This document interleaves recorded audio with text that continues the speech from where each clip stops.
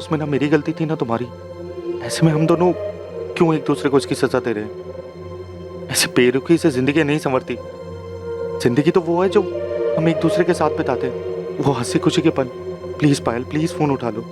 बहुत अकेला पड़ गया हूं मैं, जरूरत है मुझे तुम्हारी।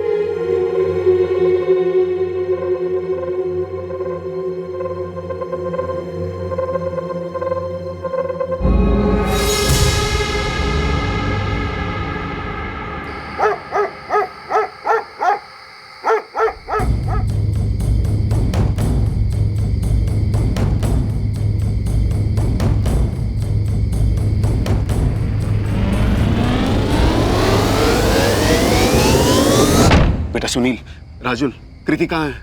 मालूम नहीं अंकल, कृति तो हमारे साथ खेलने आई नहीं। लेकिन कृति ने बोला था कि जब डॉल लेकर आएगी वापस तो तुम लोगों के साथ ही खेलेगी। सुनील, राजुल, डॉल लेकर कृति कहाँ गई? तुम लोगों ने देखा क्या? देवेन, बच्चे मना कर रहे हैं ना, बोल तो रहे हैं कि कृति डॉल लेके यहाँ आई नहीं। लेकिन कृति तो बोलकर गई थी कि डॉल लेकर वापस आएगी तो तुम लोगों के साथ ही खेलेगी। पर कृति वापस आई नहीं आंटी, आप किसी से भी पूछ लो। किशोर साहब, हे प्रशांत, क्या हुआ? कृति मिली क्या? साहब, इधर बाजू में जो बिल्डिंग बंद पड़ी है उसमें एक छोटी सी बच्ची की डेड बॉडी मिली है। ये देखिए साहब, वहाँ के वॉचमैन ने मोबाइल पे फोटो भेजा है। ये अपनी कृति जैसी लग रही है।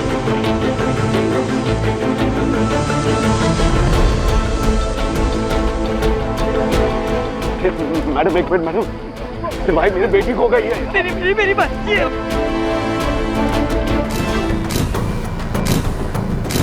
बिल्डिंग का काम काफी टाइम से बंद है साहब। मैं यहीं झोपड़े में रहता हूँ साहब। सेठ ने बोला था कि अंधेरा हो जाए तो लाइट चालू कर देना। रोज की तरह सर मैंने आज भी लाइट चालू किया तो देखा वहाँ वो बच्ची पड़ी है साहब। ये लड़की जब अंदर आई तब तू कहाँ था? साहब मैं चाय नाश्ता करने गया था, बस 10 मिनट के लिए गया था साहब। तेरे चाय नाश्ता करते करते कोई लड़की को अंदर लेके आया, यहाँ पर ये सब हो गया और तुझे पता भी नहीं चला? ये सब 10 मिनट में कैसे हो गया बंसी? मुझे भी कुछ समझ में नहीं आ रहा साहब। साहब मैं कसम से बोल रहा हूँ, मैं बस 10 मिनट के लिए यहाँ से गया था। और कौन है यहाँ पे? और कोई नहीं साहब, मैं अकेला ही हूँ। सेठ को कितनी बार बोला कि यहाँ 2 लोगों की ज़रूरत है। अगर एक आदमी चाय पानी के लिए गया तो दूसरा आदमी कम से कम यहाँ रहेगा ना, पर वो सुने नहीं साहब। सब मैं सच बोल रहा हूँ साहब। आप बात कीजिए हमसे मैम। मैम, कोई और दिन होता तो कृति इस वक्त अपने दोस्तों के साथ सोसाइटी कंपाउंड में खेल रही होती, पर आज क्या हुआ था? क्या कृति कंपाउंड में वापस आई थी? क्या कोई उसे सोसाइटी के अंदर से ही लेकर गया था और फिर उस पर यह हैवानियत की थी? क्या किसी तरह का कोई उल्लंघन हुआ था? जी इंस्पेक्टर। सेवन मिला? जी नहीं, अक्यूज ने शायद कॉन्डोम यूज किया था। शायद नहीं, 100% उसने कॉन्डोम ही यूज किया था।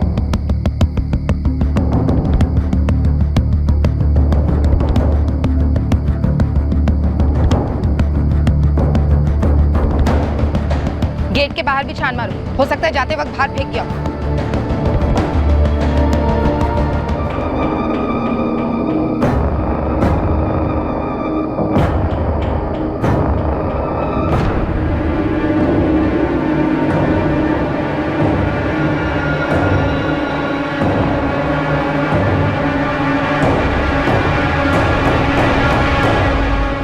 सुनो बेटा, ध्रुव भैया कहाँ हैं? पता नहीं पापा, कल बहुत गुस्से में थे, मुझे भी डांटा, फिर कहीं चले गए।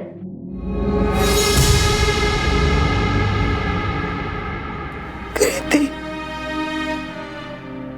कृति।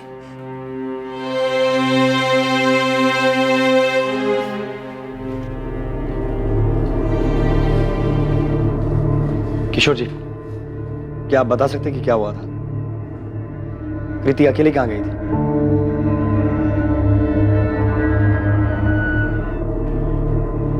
देवेंद्र जी, बिना आप लोगों की मदद के बहुत मुश्किल होगी। किसी को तो हमें पता ना होगा कि क्या हुआ था, क्योंकि कृति के साथ रेप हुआ है।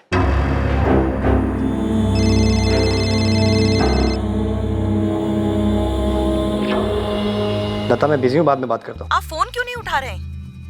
मैंने बताया तो सही, मैं बिजी हूँ, इमरजेंसी है। और यहाँ नहीं है? शौर्य वेट कर रहा है आपका कब से। सब आ गए हैं, केक काटना है। तो उसे समझाओ मुझे लेट होगा, केक काट ले। सुरेश, आज बर्थडे है हमारे बेटे का। तुम समझते क्यों नहीं लता? यहाँ पर 7 साल की बच्ची का रेप और मर्डर हुआ है। तो पूरे शहर में एक आप ही पुलिस वाले हैं क्या? आपको ही हर केस पकड़ा दिया रखो फोन, बाद में बात करता हूँ। सर, हमने क्राइम सीन और बिल्डिंग के आसपास का भी पूरा इलाका चेक किया, कॉन्डम कहीं नहीं मिला। नहीं मिला तो फिर से ढूंढो। और वो बंसी, उस सिक्योरिटी गार्ड बंसी को उठाओ, उसकी हड्डी तोड़ो, पूछो उसको ये जब कांड हुआ तब साला कर क्या रहा था। कॉन्डम नहीं मिला, नहीं मिला तो रेप और मर्डर करने वाला अपने साथ में लेके गया। ढूंढो। देखिए किशोर जी, आपकी बच्ची के साथ हैवानियत हुई है, ये सच। मैं ये भी समझ सकता हूँ कि आपकी बच्ची की मौत से आप सबको सदमा पहुंचा, लेकिन आप में से किसी ना किसी को तो हमें बताना होगा ना कि क्या हुआ था। कृति कहाँ गई थी, किसके साथ गई थी, वापस क्यों नहीं आई?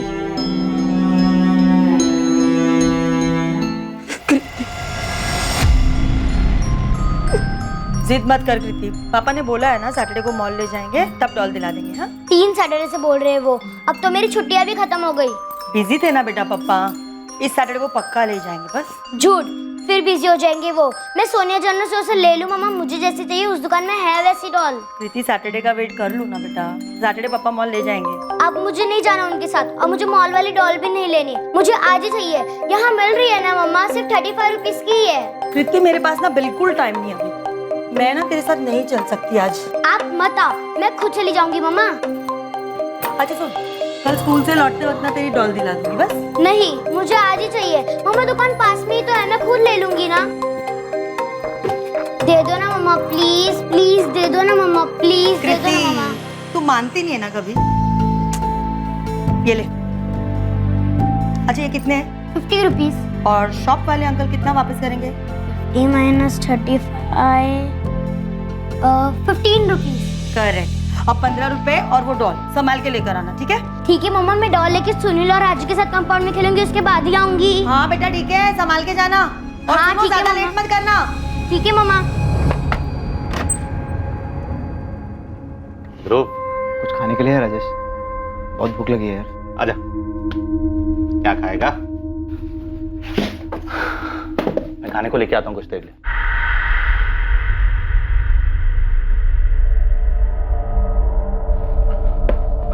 पानी लेके आता हूँ।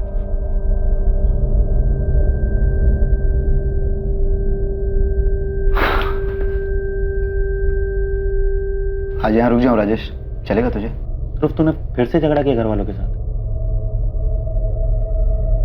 ठीक है, सो जाइए। मैंने कृति को सिर्फ जाते हुए देखा था। और वापस आते हुए? वापस आते हुए देखा कि नहीं? या हमारी नींद हराम हो गई है और तू सो रहा है? आप कल रात से बता रहा हूँ, मैंने वापस आते हुए नहीं देखा। आप सब एक ही बात कितनी बार पूछेंगे? जब तक तू सच नहीं बता देता तब तक। ध्यान से देख, ये सोसाइटी का गेट, यहाँ से ये 5 मिनट की दूरी पर है सोनिया स्टोर। 5:30 बजे कृति घर से निकली थी, वापस आने में ज्यादा से ज्यादा 15 मिनट जोड़ ले। 5:45 तक वो वापस आ जानी चाहिए थी। अब बता, आई थी कि नहीं? मैं 100 बार बोल चुका हूँ, मैंने उसे वापस आते हुए नहीं देखा। तो किसको देखा? कौन था उसके साथ? किसी को तो देखा होगा जिसके साथ कृति गई थी। ये देख, यहाँ से सोसाइटी के लेफ्ट में 5 मिनट की दूरी पर अंडर कंस्ट्रक्शन बिल्डिंग है, जहां से हमें बच्ची की लाश मिली। जो भी था तेरे सामने से कृति को लेकर गया था, तूने देखा कैसे नहीं? 100 बार बोल चुका हूँ साहब, मैंने किसी को नहीं देखा साहब। हाँ मैडम, हमने भी सुना, बच्चे के साथ जो कुछ भी हुआ सुन के बहुत बुरा लगा। हम यहाँ सांत्वना बटोरने नहीं आए हैं घनश्याम जी। ये बताइए, दुकान से बच्ची किसी के साथ गई थी? बच्ची तो अकेले ही आई थी और अकेले ही गई, कोई नहीं था उसके साथ। अंकल वो वाली डॉल दीजिए ना। ये लो बेटी, ये लो। अंकल ये 50 रुपीज है और 15 रुपीज वापस दो। अरे वाह बेटा, तुम तो पूरा गणित करके आई हो। हाँ अंकल, 50 - 35 = 15 रुपीज। तो ये लो पूरे 15 रुपए। हाँ, मैंने उसे एक 10 का नोट और एक 5 का सिक्का वापस दिया था। बच्ची डॉल लेकर वापस चली गई। कहाँ गई थी? अपनी सोसाइटी में? नहीं मैडम, वो मैं नहीं देख पाया क्योंकि कस्टमर थे ना, उसमें बिजी हो गया था। अच्छा, सोसाइटी तक नहीं देखा होगा, लेकिन रास्ते में जाते वक्त उस पर नजर तो पड़ी होगी। कोई था उसके साथ? बोला ना मैडम, नहीं देख पाया। यहाँ किसी दुकान में सीसीटीवी है? मेरे यहाँ तो नहीं मैडम, किसी और के यहाँ तो मुझे नहीं मालूम। आसपास कोई एटीएम? हाँ, आगे जाकर राइट साइड में एक एटीएम है, लेकिन वो सोसाइटी की तरफ तो नहीं है।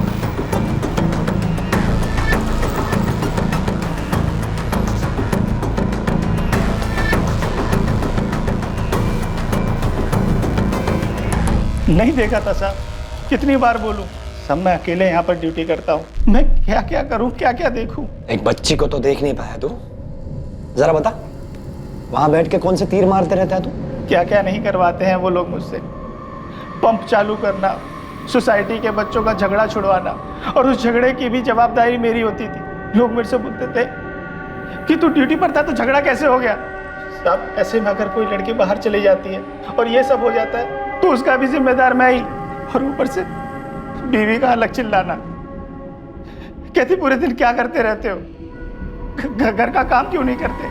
उस बेचारी बच्ची के साथ इतना कुछ हो गया है, चिल्लाई तक नहीं। आजू बाजू में किसी ने उसकी आवाज तक नहीं सुनी। प्रशांत ये बता, सोसाइटी में कोई है जो ऐसा कर सकता है?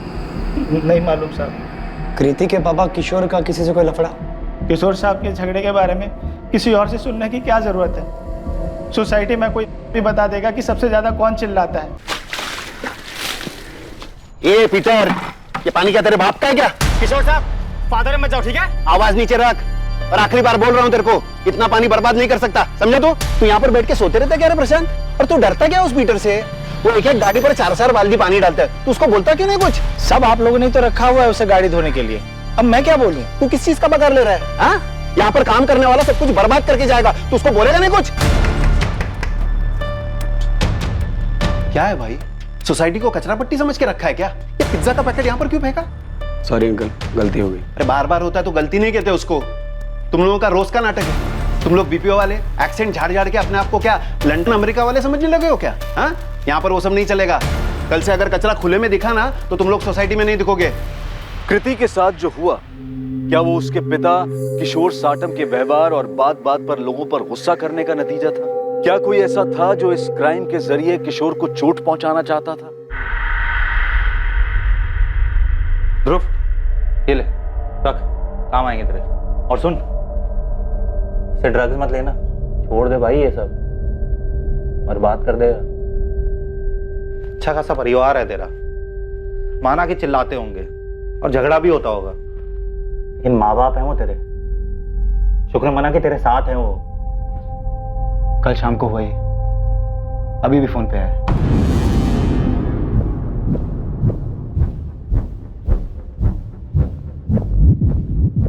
ये डॉल कितने की है? 50 रुपए की। नहीं है, थोड़ी और चाय लीजिए ना। हाँ। ए सुनील, इधर आ। कितनी बार बोला तेरे को ये लड़की लोग के साथ नहीं खेलने का? तो और किसके साथ खेलूं? और आपको क्या मतलब? फ्रेंड्स हैं हम, साथ में खेलते हैं, इसमें प्रॉब्लम क्या है? ये चुप कर कृति, तेरा बाप काफी है बोलने के लिए, उसकी जगह मत ले। मेरे पापा को कुछ मत बोलो। तू गया नहीं अभी तक? अभी जा रहा हूँ राजेश, शायद आज रात फिर आऊँ। अपने घर नहीं जाना चाहता यार।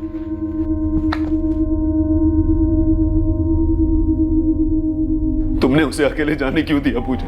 मैंने तुमसे कहा था कि मैं उसे सैटरडे को ले जाऊंगा।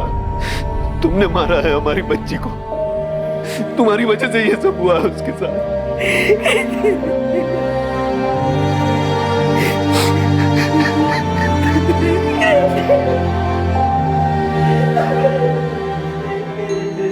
ऐसे क्यों बोल रहे हो किशोर?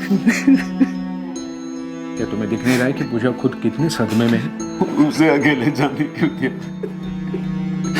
उसे अकेले जाने क्यों दिया?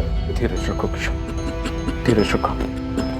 किशोर जी, किसी ने कृति को किसी के साथ जाते हुए नहीं देखा, लेकिन ये बात तय है कि कोई उसे ले जरूर गया था, कोई ऐसा जिसे वो जानती थी, और इसीलिए बिना शोर शराबा किए चुपचाप उसके साथ चली गई। ये 15 रुपए, ये 10 की नोट, 5 का सिक्का, उसे भी किसी ने हाथ में लगाया। और कृति की डॉल, वो भी जैसी की तैसी वहीं पे थी। आपकी बच्ची के साथ बहुत दर्दनाक तरीके से रेप हुआ है किशोर जी, पर कुछ नहीं मिला। कॉन्डम यूज किया गया था, और ये काम किसी राह चलते पीडोफाइल या सेक्सुअल एडिक्ट ने नहीं किया। किसी ने जानबूझकर, सोच समझकर आपकी बच्ची को टारगेट किया। ये काम किसी ऐसे शख्स का हो सकता है जिसके मन में आपके प्रति बहुत गुस्सा था। शायद उस गुस्से के ज्वालामुखी का शिकार हुई आपकी बच्ची, ताकि दर्द आपको पहुंचाया जा सके। आप सही बोल रहे हैं सर।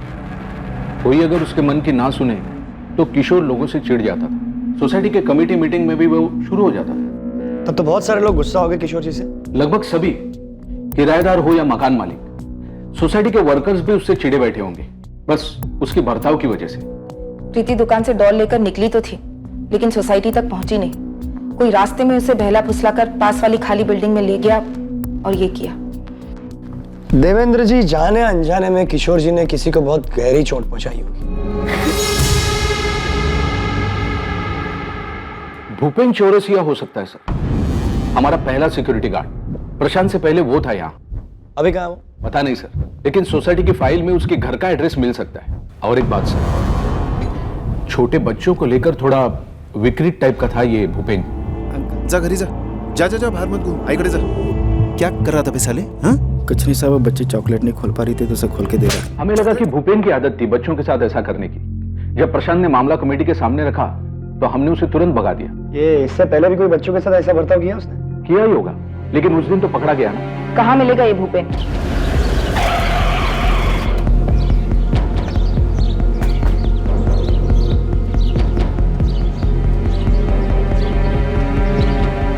ये भूपेन चौरसिया यहीं रहता है? हाँ मैडम, यही रहता है। कहाँ गया, आपको कुछ पता? नहीं मैडम, वो तो नहीं पता है। हाँ, पर कल रात को मैंने उससे देखा था कि जा रहा था, उसके हाथ में बैग था मैडम।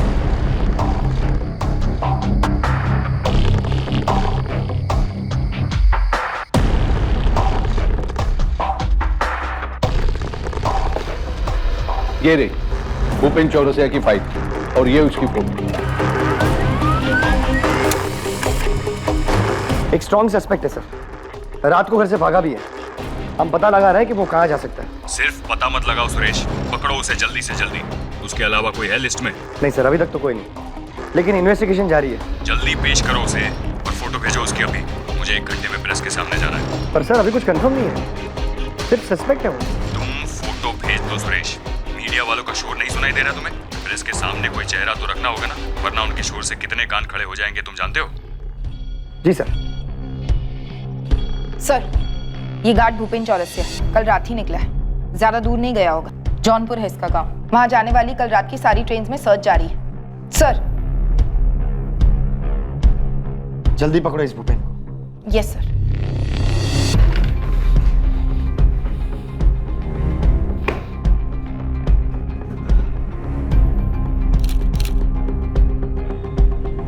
पुलिस ने पूरी शिद्दत से सोसाइटी के पुराने गार्ड भूपेन चौरसिया की तलाश शुरू की। मुंबई से उत्तर प्रदेश जाने वाली सभी ट्रेन्स में भूपेन को ढूंढने की खबर पहुंचा दी गई। इलाके की हर दीवार पर भूपेन का चेहरा था। पुलिस ने उसके लिए हर संभव जगह पर जाल बिछा दिया था। राजेश, मुझे ध्रुव कुछ ठीक नहीं लगता यार वो थोड़ा परेशान है मयूर। तुझे उसमें अपना अतीत दिखाई दे रहा है क्या? तू खुद को देख रहा है ना उसमें? यार मयूर, मैं तुझे कैसे समझाऊं यार, मुझे ध्रुव ना बस थोड़ा परेशान लगता है। तेरी मदद उसे और परेशान करेगी। तेरी मदद के पैसे से वो ड्रग्स लेता है, इतना तो तुझे भी समझ में आता होगा। तू ही बता, ड्रग्स ने किसकी परेशानी दूर की है जो उसकी करेगी? यार मुझे नहीं पता यार मयूर। ऐसे ना उसकी परेशानी खत्म होगी ना तेरा दुख कम होगा। तुझे लगता है ये दान धर्म करने से तुझे उस दर्द से आराम मिल जाएगा जो तेरे माँ बाप ने और पायल ने तुझे दिए? हाथ कैसे लगाया तुमने? हिम्मत कैसे हुई तुम्हारी? जा निकल जा इस घर से। चली जाऊंगी, लेकिन तुमसे बदला लेने के बाद जैसे तुमने मेरी जिंदगी तबाह कर दी, मैं भी नहीं छोड़ूंगी। तेरी जैसी अड़ियल के साथ शादी करके मैंने अपनी जिंदगी बर्बाद कर ली। तो किसी और के साथ करने वाले थे? जाओ, चले जाओ, उसी के साथ जहाँ जाना हो। जाओ ये घर छोड़कर। ये घर मेरा है, समझी? जाएगी तू यहाँ से। ऐसे ही चली जाऊँ? याद रखना, अगर मैं गई तो ये घर भी नहीं बचेगा। इतनी आसानी से पीछा नहीं छूटेगा मुझसे। यार मयूर, मुझे यार आने में थोड़ा टाइम लगेगा, तू संभाल लेना। कहाँ जा रहा है तू? फिर से उस पायल के पीछे? नहीं यार, कृति के। ये कैसे हुआ? गार्ड भूपेन चौरसिया कभी वसई से बाहर गया ही नहीं। वो अपने घर से कुछ ही दूर एक लॉज रूम में छुपा हुआ था। भूपेन चौरसिया, हम जानते हैं तुम अंदर हो। भागने का कोई रास्ता नहीं है। खिड़की से तो सोचना भी मत, बाहर भी पुलिस। भागने की कोशिश भी की तो गोली मार देंगे। खोल।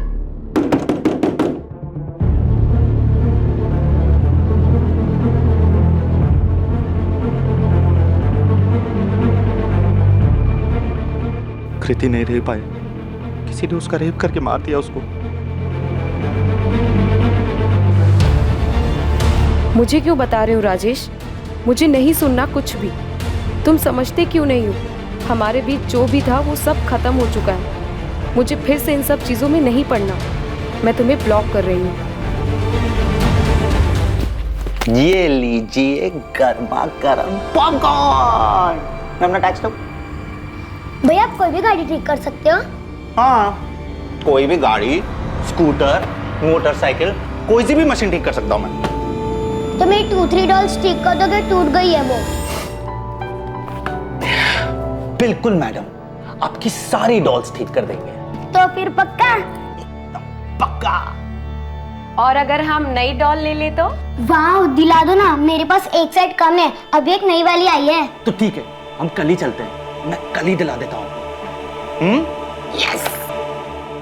पायल, तुम्हें बच्चे पसंद है ना? हाँ, लेकिन अभी सोचना भी मत। अरे अरे क्या मतलब? अभी मैं 22 साल की हूँ, कम से कम 5 साल तो बिल्कुल भी नहीं। उसके बाद फिर देखेंगे क्या करना है। तुम इतना टाइम लोगी? फिर तो मुझे 2-3 चाहिए। 3? बिल्कुल भी नहीं। खिलाओगे क्या उन्हें और पढ़ाओगे कैसे? महंगाई देखिए कितनी है। तुम उन सब की चिंता मत करो ना, मैं कमाऊंगा भी तो। देखो तुम ये सब टेंशन छोड़ो, हम अच्छे से पाल लेंगे उन्हें। पायल, मुझे ना कृति जैसी बेटी चाहिए।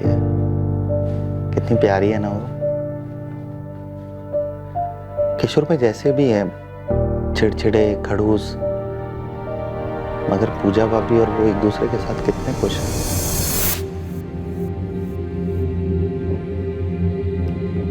जो कुछ भी हुआ उसमें तुम्हारी कोई गलती नहीं थी, बल्कि तुम चाहकर भी कुछ नहीं कर सकते थे। लेकिन अगर तुम बार बार इन चीजों को याद करते रहोगे, अपने पेरेंट्स की बनाई हुई दुनिया से तौलते रहोगे, वो तो गलत है ना। पता है, एक भी दिन ऐसा नहीं जाता था जब मैं रोता नहीं था, डरा सहमा नहीं रहता था। जरूरी तो नहीं ना राजेश, जो पहले हुआ वो आगे भी हो। तुम्हारी पूरी जिंदगी पड़ी है और फिर मैं भी तो हूं ना तुम्हारे साथ। पहले क्या हुआ, इन बातों को सोचकर खुद को तकलीफ देने से बेहतर है हम आगे की सोचें।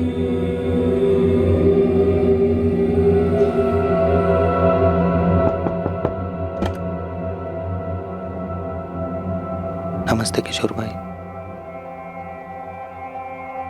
मुझे आज ही पता लगा किशोर भाई, बहुत बुरा लगा। बदला लिया है मुझसे। किसी ने मेरा गुस्सा मेरी बच्ची पे निकाला।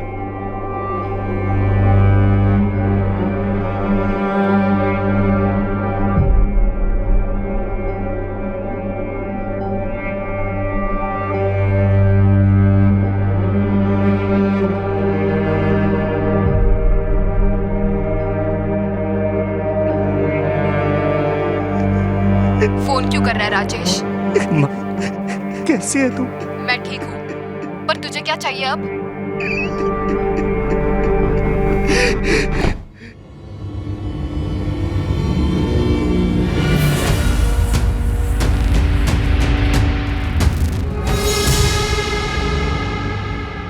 छह महीने पहले सोसाइटी में जो मेरे साथ हुआ था, उसके बाद मैंने पास वाली सोसाइटी में काम पकड़ लिया था। मैंने कुछ नहीं किया साहब। तू भागा क्यों? मैं डर गया था साहब। उस दिन किशोर साहब से जो मेरा झगड़ा हुआ था, मुझे लगा सोसाइटी में सब लोग मुझ पे शक करेंगे, इसलिए भाग गया था साहब। तू भागा इसलिए क्योंकि तूने किया है और तू जानता था कि अंकुश तक पहुंच जाएंगे। साहब मैंने कुछ भी नहीं किया साहब। मान ले भूपेन, वरना मैं 4 गवाह खड़े कर सकता हूँ जिन्होंने तुझे कृति के साथ देखा था। साहब कैसे मालूम है, जब मैंने कुछ किया ही नहीं, और सब बच्ची थी। जो आप इंसान मुझ पे लगा रहे हैं, उसे सोच के भी घिन आती है। नया क्या तेरे लिए? सोसाइटी की छोटी बच्चियों को गोद में बिठा के क्या करता था तू? सब कसम खा के कह रहा हूँ साहब, उस दिन किशोर साहब को बहुत बड़ी गलती हो गई थी साहब। साहब मैं सिर्फ बच्ची को खिला रहा था साहब। कृति को भी खेलने के बहाने ले गया था ना? साहब मैं कभी किसी को खुद से नहीं बुलाता साहब। वो सोसाइटी वाली बच्ची नीलम खुद चल के मेरे पास आई थी, चॉकलेट लेकर। पन्नी नहीं खोल पा रही थी। मैं भूल गया था कि मैं गार्ड हूँ, गरीब हूँ। मेरा किसी बच्ची को प्यार से छूना इस दुनिया को रास नहीं आएगा। सब आप बताइए, आपने कभी किसी बच्चे को प्यार से देखकर हाथ फेरा होगा तो क्या आपकी भी नीयत खराब है? नहीं ना साहब, ये सारे बहुत अजीब लोग हैं। पुलिस हो या गार्ड, जो इनकी रखवाली करता है, इनके लिए जागता है, उन्हीं से दूर भागते हैं, उन्हीं पे शक करते हैं। साहब, मैं 6 साल की बच्ची का बाप हूँ। मेरा परिवार जौनपुर में रहता है। इतनी आमदनी नहीं है कि मैं उन्हें यहाँ रख सकूँ साहब, इसलिए इन बच्चों को मैं खिला लेता था और इन बच्चियों में मैं अपनी बिटिया को देखता था साहब। अब इन्हें क्या समझा, क्या कहे इन्हें साहब, और मैं क्या सफाई दूँ अपनी साहब? भूपेन चौरसिया के नाम पर कोई कंप्लेन नहीं है सर, कोई हिस्ट्री नहीं है। उसकी नहीं सर, में पूछा सब क्लीन है सर। उल्टा वो तो उसके काम से बहुत खुश है, भरोसा करते हैं उसे। हमने भूपेन के घर के आस पड़ोस में भी पूछताछ की। उसकी नेबर गंगा का भी यही कहना है कि अच्छा आदमी है। तो क्या समझे, डर के भागा था? हो सकता है सर। मतलब कोई और है जिसने उसका गुस्सा किशोर की बच्ची पर निकाला? शायद कोई जो हमारे सामने ही है पर अभी तक हमें नजर नहीं आया। कोई अनजान आदमी तो नहीं है सर, ना ही किसी राह चलते सरफेरे का काम लगता है। ना बच्ची का चेहरा बिगाड़ा गया, ना उसके कपड़े इधर उधर हुए।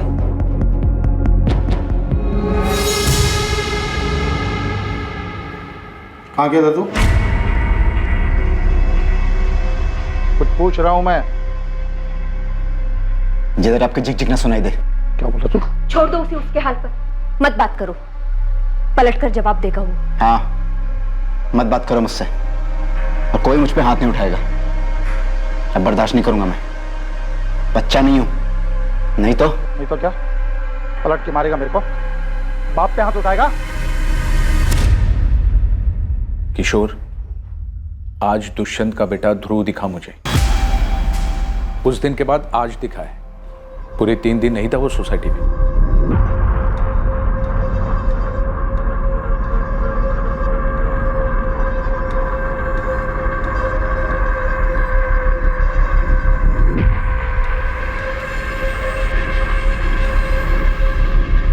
अरे अंकल, अपना काम करो ना। आपके पैसे पे जी रहा हूँ क्या? अरे यहीं से फेंक दूंगा नीचे। चल उठ, चल तू दुष्यंत के पास। आज तुझे बताता हूँ किसके पैसे पे जी रहा है तू। अरे क्यों टांगा डाल मेरी लाइफ में? आपके घर पे करता हूँ क्या? कमरे का बैठ, लेके आ। कृति के पिता किशोर साटम ने एक 21 साल के लड़के को सोसाइटी के टेरेस पर ड्रग्स लेते हुए पकड़ा था। इसके अलावा हाल ही में हुई ऐसी बहुत सी घटनाएं थी जो इस बात की ओर इशारा कर रही थी कि कृति के साथ जो हुआ था वो उसके पिता किशोर साटम को दर्द देने के लिए किया गया था। डरो मत बेटा, हम है ना। बताओ क्या हुआ था? मम्मी को तो बता देता।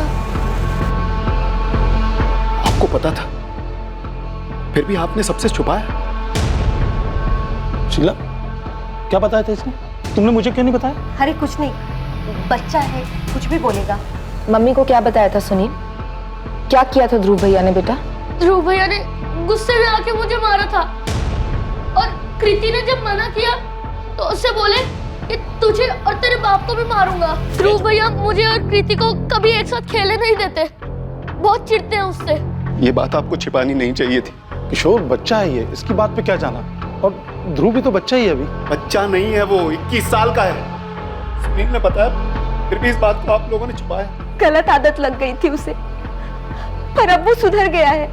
उसका नाम मत घसीटिए इस पे, वो ऐसी गंदी हरकत नहीं कर सकता। किशोर, मैंने तुम्हारे सामने कितना मारा उसे, वो ऐसा कभी नहीं कर सकता, और करेगा ना तो मैं खुद जान ले लूंगा उसकी। 50 रुपए भी नहीं तुम लोगों के पास। अरे तुम लोग से नहीं मांगूंगा तो किससे मांगूंगा? मुझे पता है तुझे क्यों चाहिए। छोड़ दे अपनी आदत ध्रुव, क्यों अपनी जिंदगी बर्बाद कर रहा है? जिंदगी बर्बाद तो तुम लोगों ने की है। क्या किया है मेरे लिए अभी तक? हाँ? 2 जुलाई 2019 कृति के साथ हुए दर्दनाक और हिंसक हादसे से एक दिन पहले ध्रुव की अपनी मां से पैसों को लेकर लड़ाई हुई थी। पैसा नहीं मिलने पर वो घर छोड़कर चला गया था। ध्रुव की सुनील और कृति से नोकझोंक भी उसी दिन हुई थी।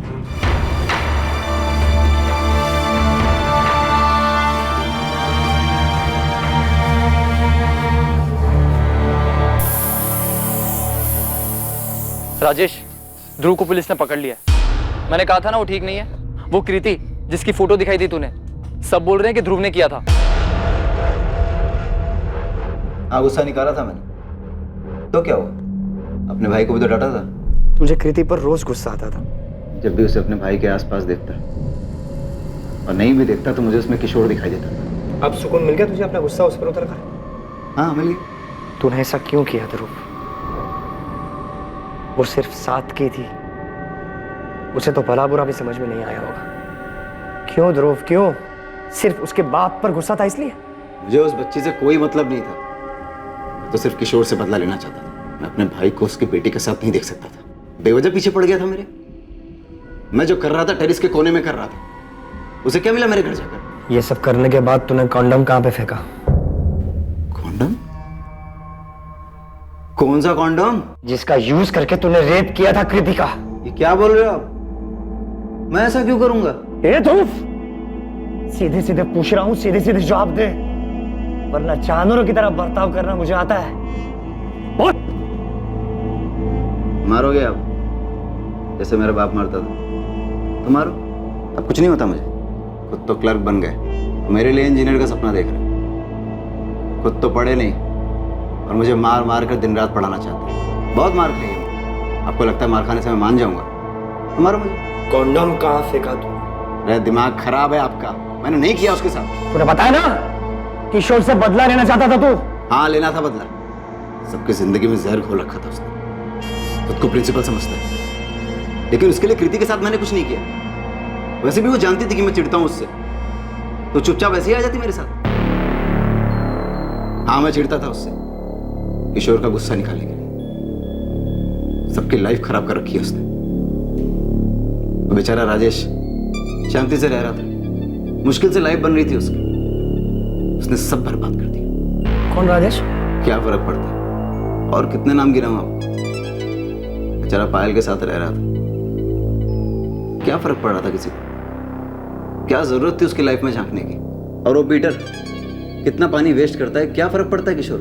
मैं ड्रग्स लेता हूं अपने पैसे से, किशोर के पैसे से तो नहीं लेता। कौन है राजेश? राजेश यादव पहले यहाँ रहता था। हाँ, एक लड़की भी थी उसके साथ में, पायल नाम था। पायल? हाँ हाँ याद आया। आप उस राजेश यादव की बात कर रहे हो? जी। ये किशोर जी का राजेश के साथ क्या हुआ?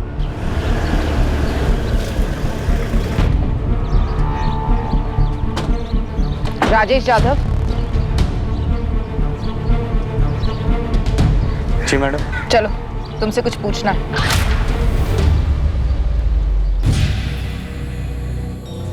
सब? ये तो हमारी सोसाइटी में किराए पे रहता था। हे भगवान, मुझे अब याद आ रहा है। सब इसी को तो मैंने देखा था हमारी सोसाइटी के आसपास घूमते हुए।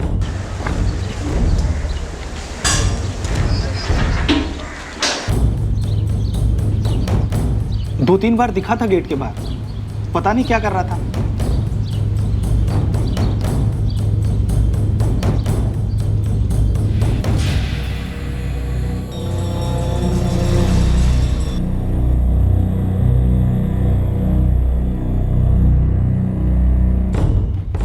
सर, ये राजेश यादव तो कब से चुपचाप बैठा है, कुछ नहीं बोल रहा। मैंने कुछ नहीं किया, क्यों लेकर आए, कुछ भी नहीं। ये उसके रिकॉर्ड्स जुवेनाइल होम में भी रह चुका है। सर, इसके नाम पर तो अलग अलग केसेस हैं, चोरी, रॉबरी। माँ बाप के अलग होने के बाद घर से भाग गया, 14 साल का था। फिर चोरी चकारी शुरू की, कुछ 4 साल पहले एनजीओ की कांटेक्ट में आया। उसके बाद भी कोई क्राइम सर? नहीं, उसके बाद एकदम नॉर्मल लाइफ। अभी अपने दोस्त के साथ मिलकर गैरेज चला रहा है। 8 महीने पहले तक तुम उसी सोसाइटी में थे, पायल गोडबोले के साथ। एविडेंस हमारे पास। 3 जुलाई की शाम को तुम सोसाइटी के बाहर दिखे थे। क्यों? उस 7 साल की मासूम बच्ची ने तुम्हारा क्या बिगाड़ा था राजेश? उसकी कोई गलती नहीं थी,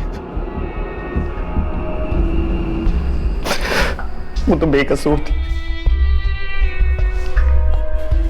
अरे राजेश भैया, आप कैसे हैं? अरे कृति बेटा, मैं एकदम ठीक हूँ। आप कैसे हैं? ये क्या लेके आए? ये डॉल लेने गई थी, देखो कितनी अच्छी है ना। तो बहुत सुंदर है, एकदम आपके जैसे। पायल दीदी कहाँ है? कितने दिन हो गए, आप लोग अभी मिलने ही नहीं आए। अरे तो मैं वही तो करने आया हूँ। पायल दीदी ने भेजा मुझे आपके पास, वो वेट कर रही हैं आपका। चलोगी? हाँ, मुझे पायल दीदी से मिलना है। चलो।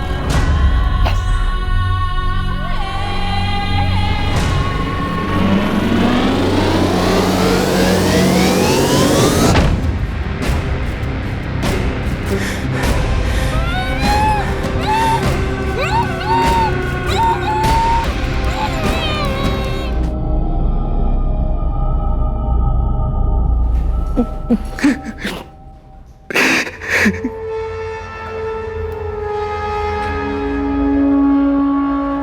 राजेश ठीक ठाक लड़का है, कल शाम को मिला था, थोड़ी ड्रिंक्स ली हमने साथ में। अच्छा लड़का है वो। मैंने बोला उसको जल्दी से बच्चा कर लो, पायल के साथ फैमिली कंप्लीट हो जाएगी। बात तो सही है तुम्हारी, लेकिन पहले दोनों को शादी तो कर लेने दो। शादी तो कर लेने दो मतलब क्या बोल रही हो तुम? अरे बिना शादी के बच्चा करेंगे तो लोग क्या बोलेंगे? तो क्या वो दोनों शादीशुदा नहीं है? हाँ पूजा। अभी तो नहीं हुई शादी, लेकिन 1-2 साल में कर लेंगे ऐसा बोल रहे थे। और तुम ये सब कब से जानती हो? बहुत पहले से। पर तुम क्यों उनकी लाइफ में इतनी दिलचस्पी ले रहे हो? अगर मैरिज सर्टिफिकेट दिया है सोसाइटी को उन लोगों ने, उनके मकान मालिक प्रताप ने भी कहा कि उनकी शादी हो गई है, वरना कमिटी रहने थोड़ी ना देती उन्हें। म्हणूनच सांगितलं असेल ना, इसीलिए बोला होगा कमिटी में। कि तुला कळतंय का? सिर्फ बोला नहीं है, सर्टिफिकेट दिया उन्होंने। जाऊ द्या ना, अच्छे लोग हैं वो लोग। तो क्या वो हमको धोखा देंगे? रियली सॉरी देवेंद्र भाई, किशोर भाई, सच में हम लोगों ने बहुत कोशिश की, लेकिन हम लोगों को कोई फ्लैट नहीं मिल रहा था। तो आ गए यहाँ पर गंदगी फैलाने को? हाँ? ये जाली सर्टिफिकेट बनाया क्या तूने?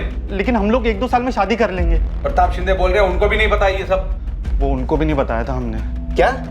अरे पायल, इसके घर वालों का कोई आता पता है नहीं, तुम्हारे घर वालों को मालूम है क्या? हाँ? नंबर दो उनका, मैं ही उनको बताता हूँ क्या कर रही हो तुम यहाँ पर। किशोर भाई क्या कर रहे हैं? क्यों कर रहे हैं? ऐसा मत कीजिए ना, प्लीज प्लीज। किशोर भाई, किसी को आज तक कोई परेशानी नहीं हुई हमारे रहने से। हमारी एक छोटी सी लाइफ है, शांति से रह रहे हैं हम लोग यहाँ पर। हमने कोई क्राइम नहीं किया है। कुणाला माहित क्राइम किया है कि नहीं? झूठ बोल के इतने दिनों से रह रहा ना यहाँ पर, पता नहीं क्या क्या चल रहा है यहाँ। राजेश, ये फेक मैरिज सर्टिफिकेट बनाना क्राइम है, ऊपर से हमें जो चीट किया वो अलग। फ्रॉड है ये, फ्रॉड। देवेंद्र भाई समझो ना, हमने बहुत कोशिश की, हमें फ्लैट नहीं मिला, वरना हम ऐसा क्यों करते? अरे ऐसे बिना शादी के काय को चाहिए फ्लैट तुमको? हाँ? और पता नहीं क्या क्या चल रहा था यहाँ पर, कोई धंधा वंदा तो नहीं चालू किया? ये ज्यादा हो रहा है किशोर भाई, ऐसी बातें क्यों कर रहे हैं आप? पिछले 2 साल से मैं और पायल साथ में, और 2 साल में हमारा शादी करने का प्लान भी है। शादी करने का प्लान है? अरे बोरिया बिस्तरा बांधो और निकलो यहाँ से। हाँ, फैमिलीज रहते हैं, ये धंधा कहीं और जाके चलाओ।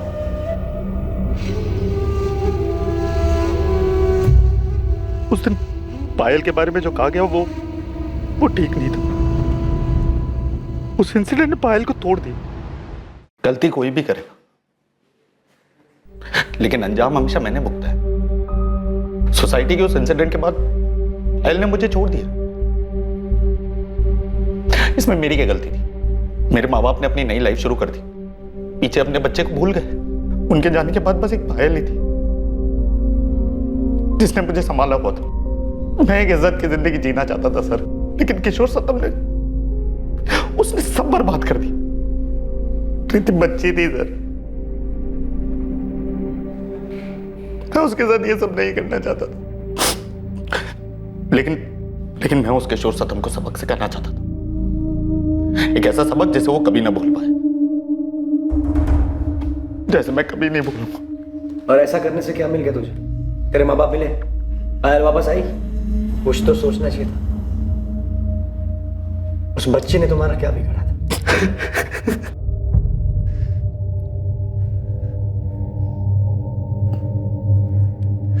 तुम्हारी वजह से मेरी कृति की मौत हुई है। अब समझ में आया तुम्हें दूसरों की जिंदगी में दखल देने का क्या नतीजा होता है? क्यों किया तुमने ऐसा? और अब किसकी जान लोगे? राजेश और पायल की जिंदगी में घुसने की क्या जरूरत थी तुम्हें?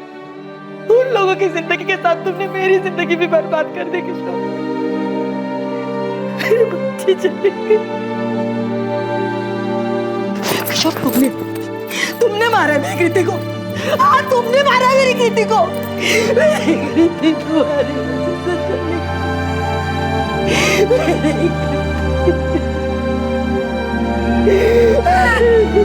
मेरी बच्ची। मैं कभी सोच भी नहीं सकती थी कि तुम इतना गिर जाओगे राजेश। तुम आगे क्यों नहीं बढ़े?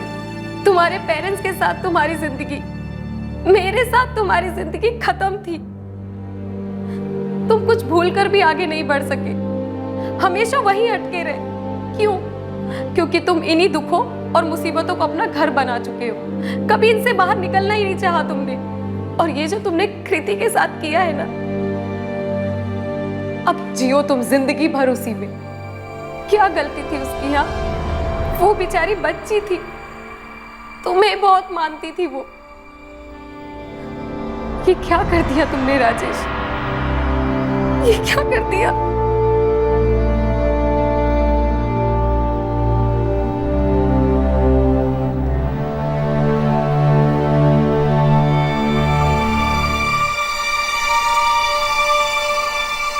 चार्जशीट तैयार है सर। बहुत मुश्किल होती है ऐसे लोगों को समझने में। कहाँ जाती होगी उनकी इंसानियत? होता क्या होगा कि छोटी बच्ची के साथ ऐसा कुछ कर जाते हैं। क्राइम की फाइलों में दबे ऐसे केसेस को पीडोफिलिया कहा जाता है। ये एक तरह की विकृत मानसिकता है। इसमें इंसान बच्चों के लिए अपनी विकृत इच्छाओं पर काबू नहीं रख पाता है। और इस तरह के केसेस में यह भी देखा गया है कि अपराधी के मन में पीड़ित परिवार के लिए एक गुस्सा, एक द्वेष होता है, जैसा कि इस केस में हुआ।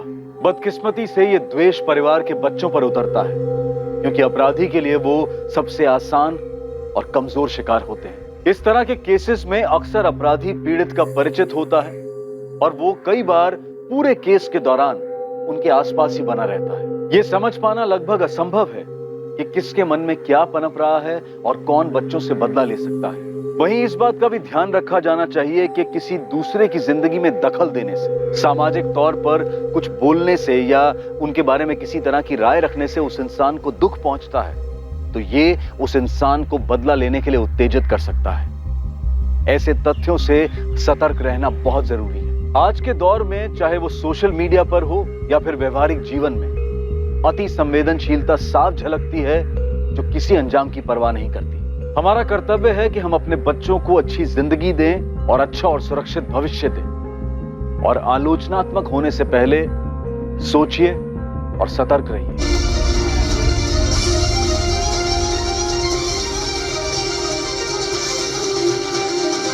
ये कोई साधारण विष की दुर्गंध नहीं। अरमान, बोला था ना टीवी बंद करो। आपा पढ़ रही है ना? जो कि केवल विष अमृत के पहाड़ से ही प्राप्त किया जा सकता। लेकिन रानी परी, हम तो विष का अमृत ले आए थे पहाड़ से। अरमान, टीवी बंद करो। अब्बू प्लीज थोड़ी देर आओ। आप देख रहे हो ना, शबनम बाबा पढ़ रही हैं अभी। चलो फौरन बंद करो। शाबाश। शबनम, बेटा एग्जाम कैसे रहे आपके? अच्छे गए अब्बू। कल हिंदी है ना? नहीं अब्बू, कल साइंस है, फिर हिंदी। खूब मन लगा के पढ़ाई करना। सुनिए, आप कपड़े बदल लीजिए, मैं खाना लगा देती हूँ। रजिया, मेरा खाना भी लगा दो, मुझे किसी काम से बाहर जाना है। अभी? हाँ, किसी से मिलना है। किससे मिलने जाना है? वैसे जानता नहीं, अजनबी है, कुछ काम धंधे की बात करना चाहता है। सुनिए, देर मत कीजिए। अल्लाह हाफिज। अल्लाह हाफिज।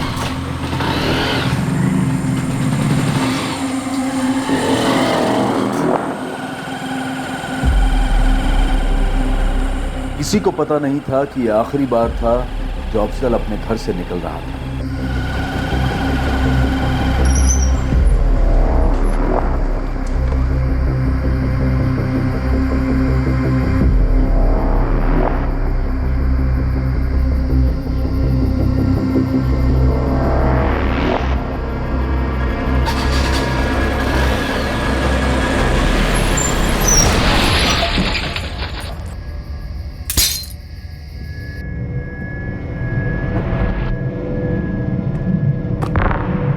अम्मी, मैं सोने जा रही हूँ। सुबह 5 बजे का अलार्म लगा रही हूँ।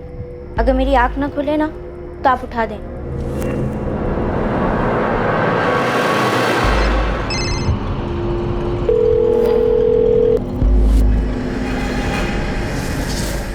क्या हुआ अम्मी? पता नहीं शबनम, मैं तेरे अब्बू को कब से फोन लगा रही हूँ, फोन नहीं उठा रहे। फोन साइलेंट पे होगा अम्मी। मिस कॉल देख के खुद कर लेंगे अब्बू कॉल। आप इतना परेशान मत हो। हमने बटुआ चेक किया, लेकिन इसमें कुछ भी ऐसा नहीं मिला जिससे इसकी पहचान हो सके। सर,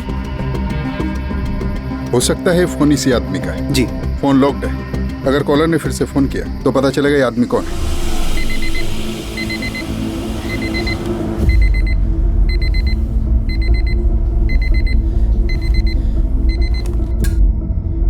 शबनम, शबनम उठ, मुंह धो ले, पढ़ने बैठ जा। अब्बू आ गए? नहीं। नहीं?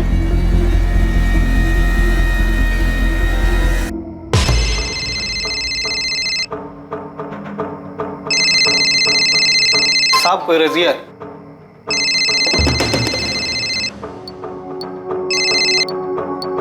हेलो अफसर, कहाँ हैं आप? मैं रात से फोन ट्राई कर रही हूँ, फोन ही नहीं उठा रहे। मैं पुलिस सब इंस्पेक्टर संतोष बोल रहा हूँ, मिलन नगर थाने से।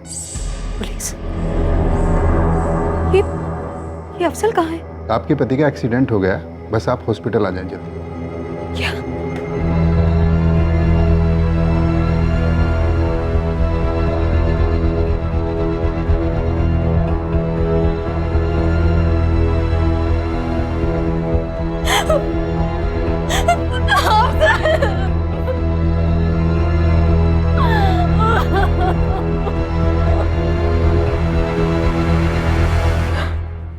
मेरे शौहर अफजल टेलर थे, अपनी दुकान है उनकी। आपके शौहर जबलपुर बाईपास रोड पर क्या कर रहे थे? मुझे नहीं पता साहब। कल शाम में अफजल घर आए, खाना खाया और फिर बाहर चले गए। बस इतना ही कहा कि ऐसे जानता नहीं, अजनबी है, कुछ काम धंधे की बात करना चाहता है। हमने अभी हिट एंड रन का केस रजिस्टर किया है। ये कुछ सामान है उनका जो उनकी बॉडी से मिला। इन्ना लिल्लाहि व इन्ना इलैहि राजिऊन।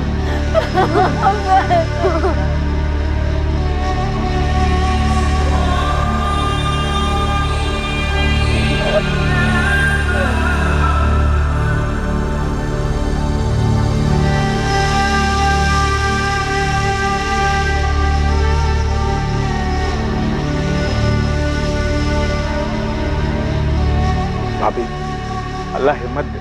मेरा और अफजल का बचपन का साथ था। भाभी, आपको कभी भी किसी चीज की जरूरत हो तो मुझे फोन कीजिए।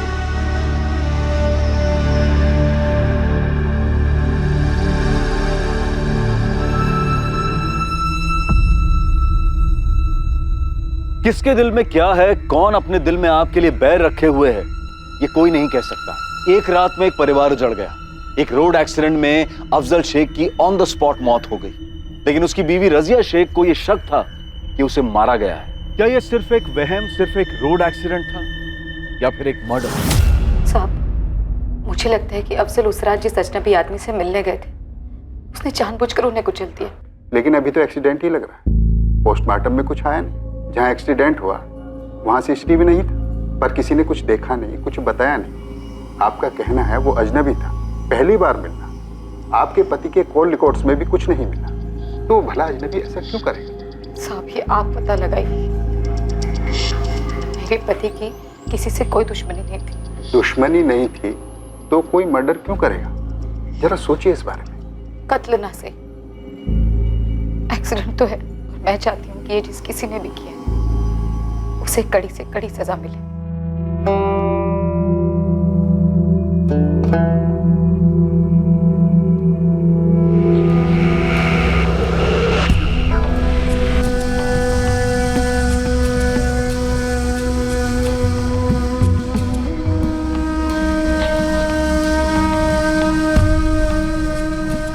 अपने पर कहर टूटने के बावजूद रजिया में एक जुनून था कि अफजल का गुनहगार पकड़ा जाए और उसे सजा हो, पर पुलिस इन्वेस्टिगेशन टीम मुजरिम के बारे में कुछ भी पता नहीं कर पाई थी। लेकिन रजिया ने हार नहीं मानी। पूरे 6 महीने वो पुलिस स्टेशन के चक्कर काटती रही, दलीलें करती रही, और फिर एक दिन साहब वो अफजल के नहीं मिल रहा वो आदमी जिसने आपके पति का एक्सीडेंट किया। इसका मतलब अफजल को और मुझको किसी को भी इंसाफ नहीं मिलेगा। आपसे गुजारिश है, आप हमारा और अपना वक्त जाया ना करें। केस क्लोज कर दिया हमने। अनसुलझे करार देकर कई केसेस क्लोज किए जाते हैं। ऐसे केसेस सिर्फ आंकड़े बनकर रह जाते हैं। लेकिन क्या आक्रोश क्लोज किया जा सकता है? रजिया के मन में एक आक्रोश था, एक अधूरापन था। कम से कम रजिया से तो आगे बढ़ना नहीं हो पा रहा।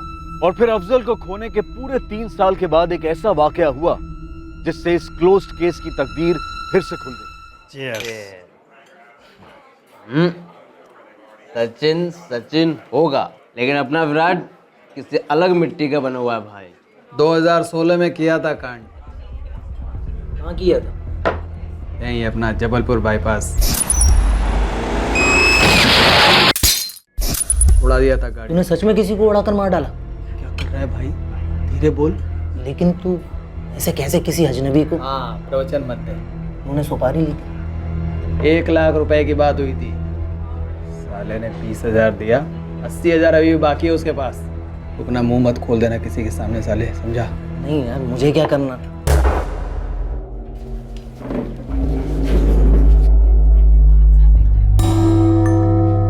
पंकज भाई, अरे यार बबलू आ जा रहे यार, बबलू ये तो पार्टी शुरू हुई है। बबलू तू पी।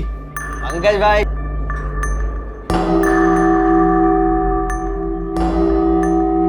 लाला, ये 2 लोग बाहर गए, देखा तूने? क्या हुआ? नहीं जानता क्या उन्हें? क्यों जानने लगा?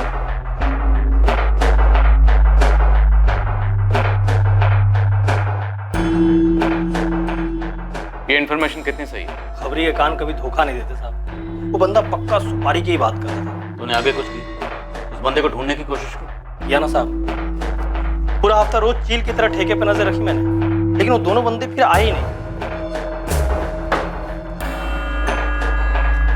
कौन से गैंग के लिए काम करता है? पुलिस के गैंग के लिए, पुलिस का खबरी हूँ। तो उन्होंने कोई कांड किया क्या? कांड नहीं तो अपना काम नहीं।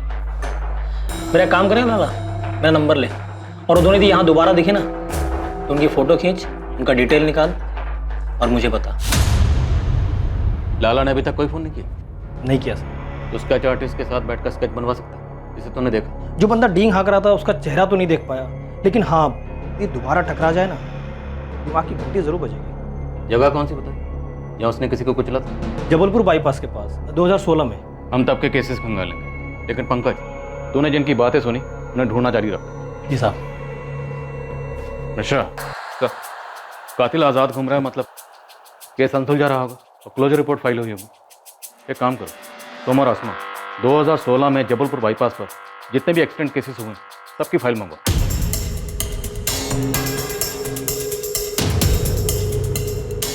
सर, जनवरी 2016 से दिसंबर 2016 जबलपुर बाईपास रोड के सारे एक्सीडेंट केसेस हैं। स्टडी करते हैं।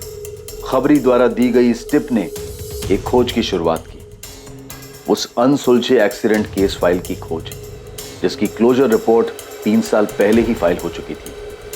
बहरहाल नियति इस केस को दोबारा खोलने पर तुली थी। सर, पंकज की टिप से मैच होते हुए 2 केसेस मिले हैं। पहला केस एक अज्ञात औरत का है, वो जबलपुर बाईपास रोड के पास मरी हुई मिली थी, लेकिन उसकी कभी पहचान नहीं हो पाई। दूसरे केस में पहचान हो पाई सर, कोई अफजल शेख था 2 व्हीलर पर। हिट एंड रन का केस रजिस्टर्ड हुआ था पर कभी सॉल्व नहीं हुआ। क्लोजर रिपोर्ट फाइल की गई। गुड। और एक बात सर, इस अफजल की पत्नी रजिया शेख ने स्टेटमेंट दिया है कि अफजल उस रात को किसी अजनबी से मिलने के लिए जा रहा था। उसने कहा सर कि उसे भी शक है कि एक्सीडेंट का केस नहीं है, किसने मर्डर किया उसके पति का। लगता है वही केस है। इस रजिया शेख को ट्रेस करो। अरमान, रुक, टिफिन रखने दे। अब्बू लेट हो रहा है। हाँ बेटा आया। चलो। सुनिए, आपका भी टिफिन रेडी है, ले जाओ। हाँ, अच्छा सुनो, बाजार से कुछ लाना? नहीं, कुछ नहीं लाना। अब्बू चलिए। हाँ, आप लोग जाओ। बाय बाय अम्मी। बाय बेटा।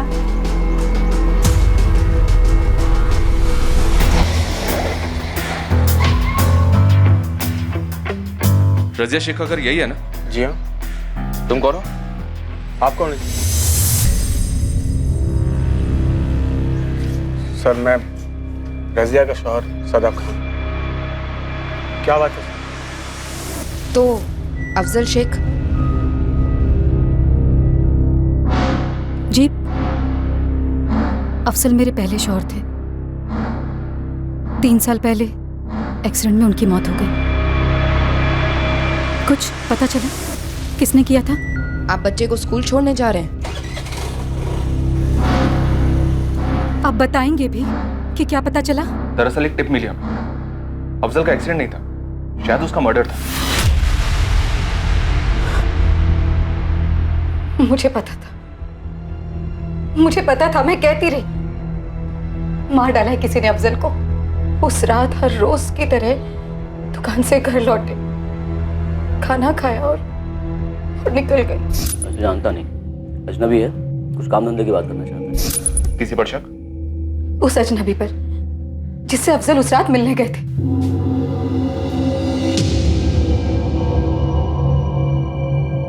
शादाब, आप करते क्या हैं? सर वो मेरी स्टेशनरी की दुकान है। आप दोनों कैसे मिले? हम पड़ोसी थे। अफजल की मौत और मेरी बीवी फातिमा से अलग होने के बाद हम दोनों अकेले हो गए और पिछले साल हमने शादी कर ली। एफआईआर में आपकी एक बेटी का भी जिक्र है, शबनम। तब वो 10वीं में थी, अभी कहाँ कॉलेज गई? शबनम हमारी शादी के खिलाफ थी, तो उसने घर छोड़ दिया, खुद से रहती। मैंने रोका था शबनम को, शादाब ने भी रोकने की कोशिश की थी, लेकिन शबनम ने नहीं सुनी हमारी। अभी कहाँ रहती हो?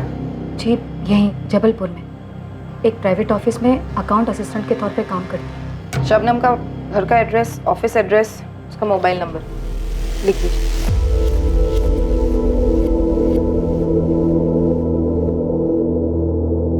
शादाब, ये सब क्या है? पता नहीं रजी।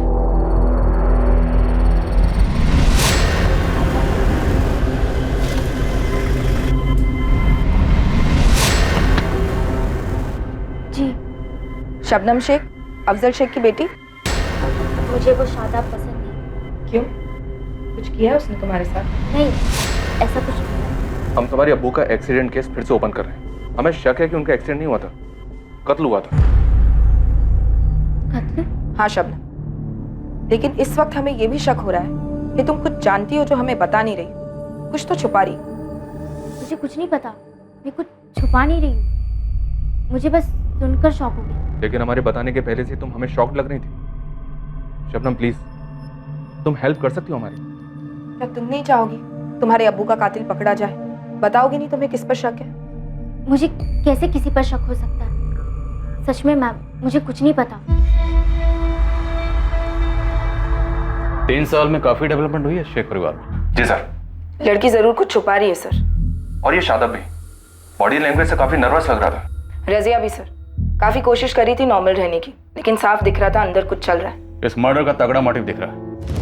रजिया और शादाब का अरसे से अफेयर रहा होगा। अफजल रास्ते का कांटा था। इस ट्रायंगल के तीनों एंगल्स के डिटेल्स निकलो। रजिया, शादाब और वो पहला शोहर मरहूम अफजल शेख। साहब, 3 साल पहले हुआ एक एक्सीडेंट केस अब मर्डर केस मालूम हो रहा था, जैसा कि उस वक्त रजिया को लग रहा था। लेकिन उस वक्त न्याय की गुहार लगाने वाली पीड़ित की पत्नी इस वक्त संदिग्ध मालूम हो रही थी। अब सवाल यह उठ रहा था कि क्या घर की दीवारों में दीमक काफी पहले से लगी हुई थी और क्या किसी अपने ने ही अफजल के खिलाफ अपने दिल में बैर पाल रखा था? सर, आसमा, क्या खबर? आपका शक सही निकला सर। रजिया और शादाब का अफेयर अफजल की मौत के काफी पहले से चल रहा था। अफजल के जाने के बाद ही इनका निकाह हुआ, लेकिन उसके पहले शादाब की पहली बेगम फातिमा ने तलाक दे दिया शादाब को, तभी खिल टूट गई थी। अभी कहाँ है फातिमा? वो अपने जबलपुर की नहीं थी, वो तो लौट गई अपने मायके शाहपुरा गांव में। सर, मैंने शादाब की पहली बीवी फातिमा को ट्रेस कर लिया, बुलाया उसे। सर, मैं अफजल शेख की दुकान पर गया था। अब वो दुकान उसका कारीगर चलाता है, मंगेश। साबी दुकान अफजल भाई की खुद की नहीं थी, उन्होंने एक सेठ से लीज पर ली थी और मैं पहले से उनके नीचे काम कर रहा था। लेकिन उनके जाने के बाद रजिया भाभी को दुकान नहीं चलानी थी, तो उनसे मैंने ले ली। अफजल शेख के काफी करीब रहे होगे तो मंगेश, उसकी किसी के साथ कोई दुश्मनी थी क्या? सब दुश्मनी करने और निभाने के लिए फुर्सत भी तो लगती है ना। और अफजल भाई तो हमेशा से अपने काम में मगन रहते थे और जो भी वक्त मिलता वो अपने बच्चों के साथ बिताते। इस बात की पूरी संभावना है कि अफजल का मर्डर हुआ है। कुछ तो हुआ होगा। पता होता कुछ तो 3 साल से चुप नहीं बैठता साहब। अफजल के दिल में बच्चों के लिए जगह थी, बच्चों की माँ के लिए नहीं। कोई तो मसला हुआ होगा मियाँ बीवी के बीच में, जो ये दरार आई। सब मोहल्ले वालों का कहना है उन्होंने अफजल और रजिया के बीच कभी कोई झगड़ा होते नहीं देखा, ना कभी सुना। सारे झगड़े चीख चीख के कहाँ होते हैं, वार खामोशी से भी किए जाते हैं। मुझे लगता है अफजल और रजिया के रिश्ते को समझने के लिए हमें पहले शादाब और उसकी बीवी फातिमा को समझना जरूरी है। बुलवाओ तीनों को।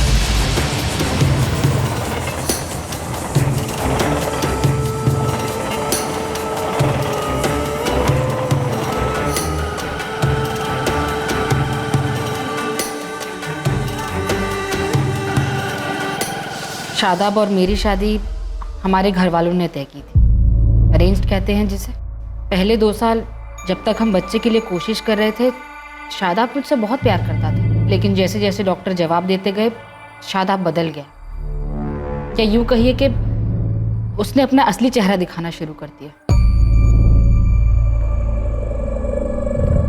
ये डॉक्टर ने इंदौर वाले स्पेशलिस्ट का नंबर दिया है। इस डॉक्टर का नाम भी पहले वाले डॉक्टर ने दिया था और उस डॉक्टर का नाम भी किसी न किसी ने दिया था। सभी दूसरे डॉक्टर का नाम ही दे रहे हैं और हम पानी की तरफ पैसा बहा रहे हैं, लेकिन हमको बच्चा क्यों नहीं दे रहा? अल्लाह ना करे, अभी अभी हमारी उम्र ही क्या है? हाँ, आप ऐसे उम्मीद मत खोइए, हम और एक बार कोशिश करेंगे ना। फातिमा, आज के बाद इस घर में बच्चे का जिक्र तक नहीं होगा। मैं एक बार और कोशिश कर हार का मुंह नहीं देखना चाहता। खुदा के वास्ते मुझे थोड़ा सुकून दे दो बस। एक तो बच्चा नहीं होने का टेंशन था और दूसरी तरफ मेरा बिजनेस भी डाउन था, काफी डाउन था। इसलिए मैंने बच्चे के बारे में सोचना ही बंद कर दिया। फातिमा से टोटल दूर हो गया। और रजिया के करीब हो गए? अफेयर शुरू हुआ उसके साथ? शुरुआत दोस्ती से, हमदर्दी से ही सर। फातिमा, तुम मेरे घर जाओ और शबनम का होमवर्क चेक करो। मुझे शादाब से जरूरी बात करनी है। क्या कहना आपको? इंदौर के डॉक्टर से एक बार बात क्यों नहीं कर लेते तुम? शादाब, देखिए फातिमा कितनी कोशिशें कर रही है। अगर अल्लाह में आने चाहिए। अल्लाह में आप फैसला कर चुके हैं रज़िया। जबलपुर के सबसे बड़े डॉक्टर जोशी मुझे बोल चुके हैं, दुनिया इधर की उधर हो जाए लेकिन फातिमा मां नहीं बन पाएगी। या अल्लाह, तुमने ये बात फातिमा को बताई है? बताई है, घुमा फिरा कर, साफ लफ्जों में नहीं बताई। यूं कभी मां नहीं बन सकती, मेरी हिम्मत नहीं होती उससे बताने की। और आप भी खुदा के वास्ते उसे कुछ मत बताना, वरना वो खुद को मेरी गुनहगार समझेगी, बैठेगी।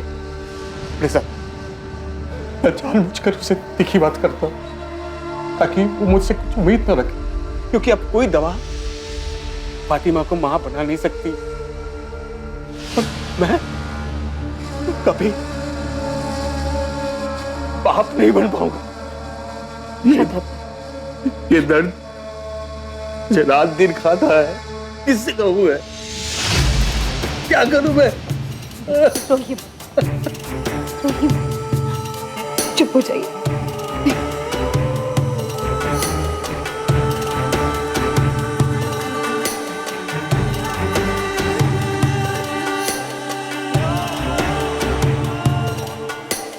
उस दिन हमारे बीच एक कड़ी, एक डोर बंद गई,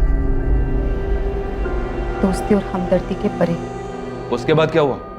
हम मिलने लगे, पहले मोहल्ले के बाहर। और तुम्हें भनक कब लगी? कभी नहीं, मैं तो रजिया को अपनी आपा समझती थी। पकड़े कैसे गए? अफजल ने हमें रंगे हाथ पकड़ लिया।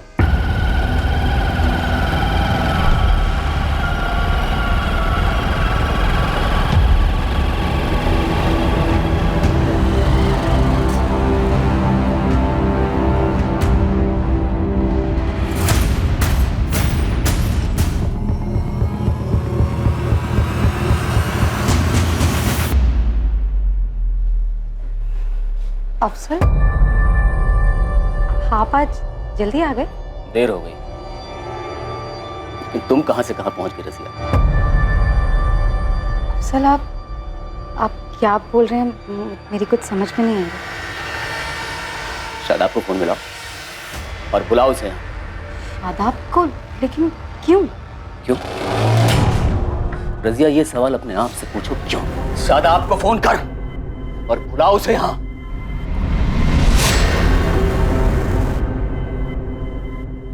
कब हुआ, क्यों हुआ, कहां हुआ, कैसे कैसे हुआ, कुछ नहीं जानना मुझे।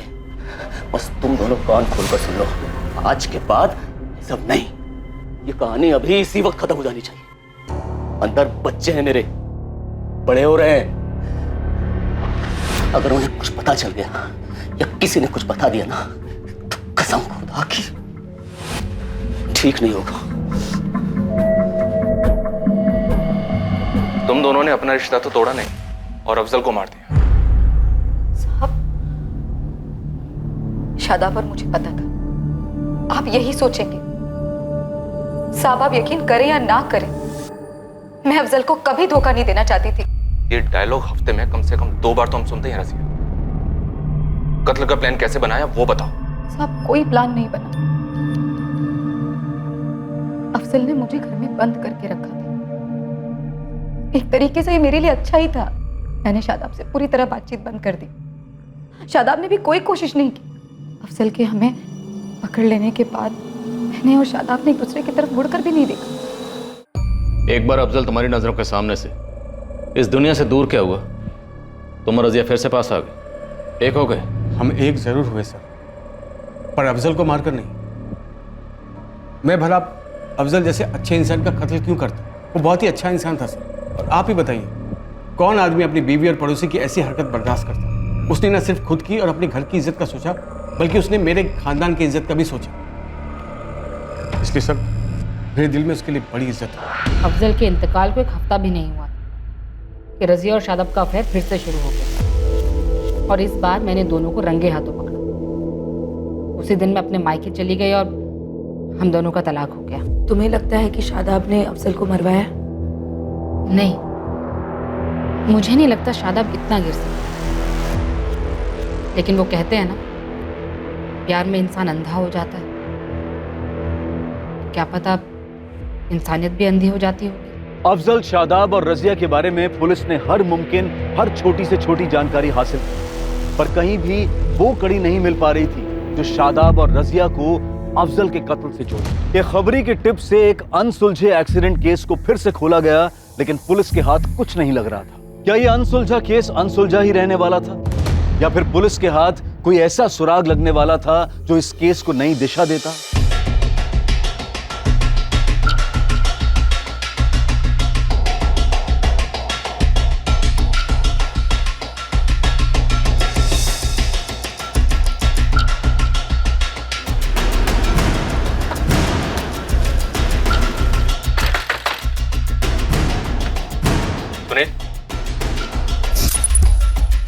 जी, आप लोग कौन है?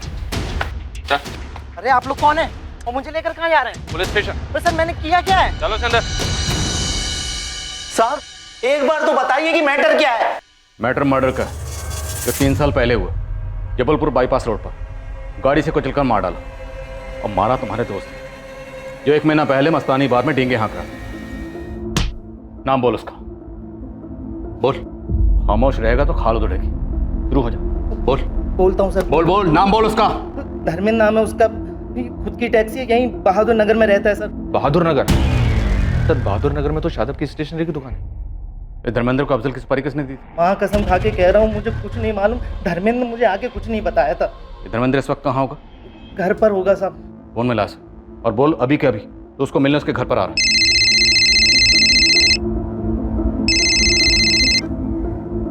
हेलो, हाँ सुनील बोल, क्या हुआ? धर्मेंद्र भाई वो बस ऐसे ही फोन किया था।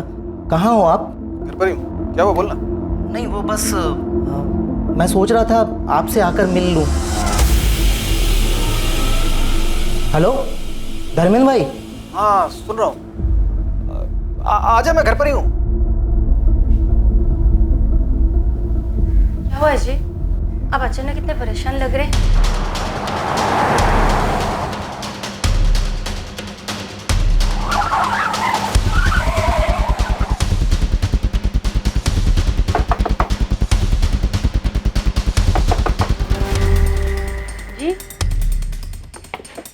कौन है आप लोग, ऐसे कैसे? क्राइम ब्रांच, धर्मेंद्र को बुलाओ तुरंत। 10 मिनट हुए वो बाहर गए, बोले रात भर घर नहीं आएंगे। क्या हुआ, क्या किया उन्होंने? मर्डर। क्या? 3 साल पहले उसने एक आदमी का मर्डर किया था। वो अगर तुम्हें फोन करता है तो तुम सीधे सीधे हमें फोन करके बताओगे, समझ में आया? सर धर्मेंद्र अंदर नहीं है। जैसे वो आपको कांटेक्ट करे इस नंबर पे आप हमें फोन करके बता दीजिए। ये धर्मेंद्र शहर छोड़ने की पूरी कोशिश करेगा, हम उसे भागने नहीं दे सकते। शहर की हर जगह सील करवा दो। जी सर, मैं सारे थाने, एयरपोर्ट और बस स्टैंड पर हाई अलर्ट की रिक्वेस्ट भेज देती हूँ। और सर ये धर्मेंद्र का फोटो सर्विलेंस पर डाल दो, कॉल कर सकता हूँ।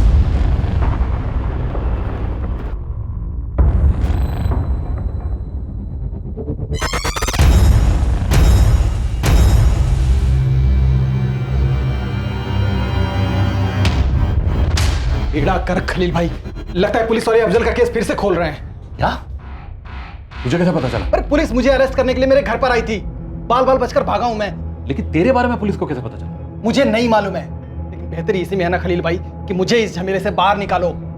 5 लाख रुपए मेरे मुंह में ठूसो, नहीं तो मेरा मुंह पुलिस वाले के सामने खुल जाएगा। बकवास मत कर, तू ऐसा कुछ भी नहीं करेगा, समझे? मैं ऐसा कर सकता हूँ खलील भाई। मेरी सुपारी के पैसों में से ना अभी भी 80,000 आप ही के पास है। 4-5 दिनों के लिए तो अंडर करूंगा, तब तक मैं कुछ इंतजाम करता हूँ। 3 दिन मैं फोन करूंगा और पैसे का आप इंतजाम करिए, और अगर नहीं हुआ ना तो पुलिस वाले के पास जाके मैं सब कुछ बोल दूंगा।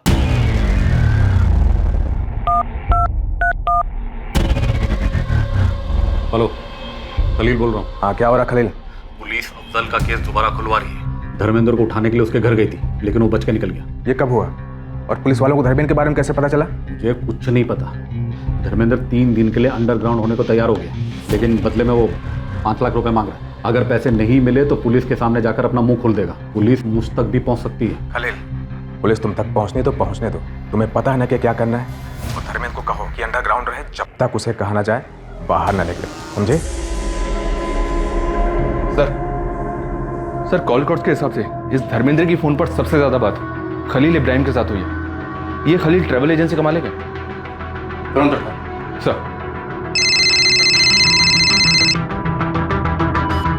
हाँ पंकज, ये धर्मेंद्र जो है चाय की टपरी पे काफी बैठता है, और ये टपरी शादाब की दुकान के जस्ट बगल में है। देख लो साहब, कुछ तो कनेक्शन दिखता है। सर पंकज कह रहा है कि शादाब का इस धर्मेंद्र के साथ कोई कनेक्शन हो सकता है। पक्का होगा। उठाओ शादाब को। लगता है इस केस की सही क्लोजर रिपोर्ट बनाने का वक्त आ गया। 6 साल धर्मेंद्र मेरे यहाँ ड्राइवर था, फिर उसने 2 साल पहले लोन से टैक्सी खरीदी, मेरी नौकरी छोड़ दी और अभी खुद का बिजनेस चलाता है। तो फिर वो तुम्हें बार बार फोन क्यों लगाता रहता है? वो इसलिए कि वो अपना लोन नहीं चुका पा रहा था। उसे अपनी नौकरी वापस चाहिए। उसे 80,000 वापस चाहिए थे। जी? अफजल के मर्डर के सुपारी के 80,000 बैलेंस। कौन अफजल? कैसा कत्ल? कौन सी सुपारी? और सर ये सब आप मुझे क्यों बोल रहे हैं? सुपारी तुमने दी थी खलील। तुमने कहा धर्मेंद्र ने 2 साल पहले नौकरी छोड़ दी थी। अफजल का मर्डर हुआ 3 साल पहले। उस वक्त धर्मेंद्र तुम्हारी एजेंसी में नौकरी करता था। तब उसके पास खुद की गाड़ी भी नहीं थी। उस हिसाब से तो मर्डर में यूज की गई गाड़ी तुम्हारी रही होगी। नहीं मैडम, ये सही नहीं है। यही सही है। और धर्मेंद्र तुम्हें बार बार फोन उस बैलेंस 80,000 के लिए करता था। सर मुझे लगता है आप मुझे कोई और समझ। ये अफजल कौन है मैं सच में इसे नहीं जानता। देखिए आपने जो सवाल किए मैंने उसका सही ईमानदारी से जवाब दिया। अब इसके आगे मैं कुछ नहीं कहना चाहता। मैं बस इतना कहूंगा कि आप लोग मुझ पर बेबुनियाद इल्जाम लगा रहे हैं। ठीक है, जाओ जाओ। हाँ जाओ। खलील याद रखना, धर्मेंद्र घर से भागा, तुम नहीं भाग पाओगे। बोल। मैं चाय तक नहीं पीता साहब, मुझे कैसे पता कि चाय की टपरी पे कौन धर्मेंद्र आता है? इस आदमी ने अफजल को अपनी गाड़ी के नीचे कुचल दिया। इस आदमी को मैंने अपने दुकान के आसपास देखा है, चाय की टपरी पर, जैसा आप बोल रहे हैं ना साहब। लेकिन इससे मेरा कोई ताल्लुक नहीं है साहब। मेरा यकीन कीजिए, मेरा अफजल के कत्ल से भी कोई ताल्लुक नहीं है साहब। सर कॉल रिकॉर्ड्स के हिसाब से धर्मेंद्र, शादाब और रजिया के बीच कोई फोन कनेक्शन नहीं, एक कॉल भी नहीं। शायद ये शादाब सच बोल रहा है। तो खलील के कॉल रिकॉर्ड्स खंगाल। उसका शादाब, रजिया, अफजल किसी के साथ भी कोई कांटेक्ट नहीं रहा है। तो फिर धर्मेंद्र को सुपारी किसने दी? क्योंकि सुपारी तो दी गई। धर्मेंद्र घर से भागा है और ये स्नेह झूठ बोलने की हिम्मत नहीं करेगा। ये अफजल शेख कहाँ का रहने वाला? सो जब उसकी पड़ोसी से बात हो रही थी तो वो बोली सरूनी गांव को बिलोंग करता है। पूरी फैमिली वहीं रहती थी। 8 साल पहले शिफ्ट हुए हैं। इस धर्मेंद्र के लिए तलाश जारी है। कमिश्नर एक टीम लेकर सरोनी गाँव जाए, देखते हैं कि अफजल शेख की मौत के सुराग फिर गाँव में तो नहीं सकते।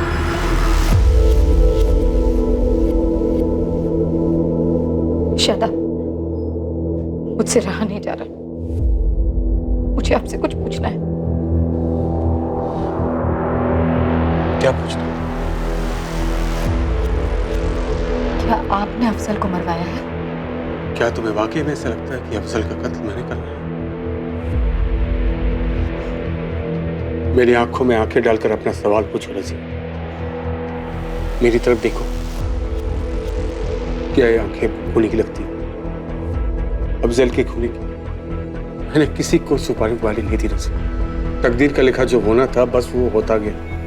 मेरे बात का यकीन कर।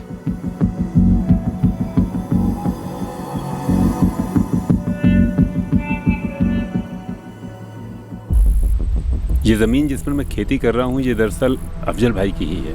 पिछले 5 सालों से मैं ही इस ज़मीन पर खेती कर रहा हूँ, लेकिन उन्होंने खुद से मुझे कभी भी किराया या अनाज के बारे में नहीं पूछा। अल्लाह के बंदे थे वो, बहुत नेक। अच्छा, अफजल के गांव में किसी के साथ कोई दुश्मनी इस जमीन को लेकर या किसी और मसले को लेकर, या बाप-दादों वाली दुश्मनी? मैंने तो उन्हें कभी ऊंची आवाज में बात करते हुए भी नहीं देखा।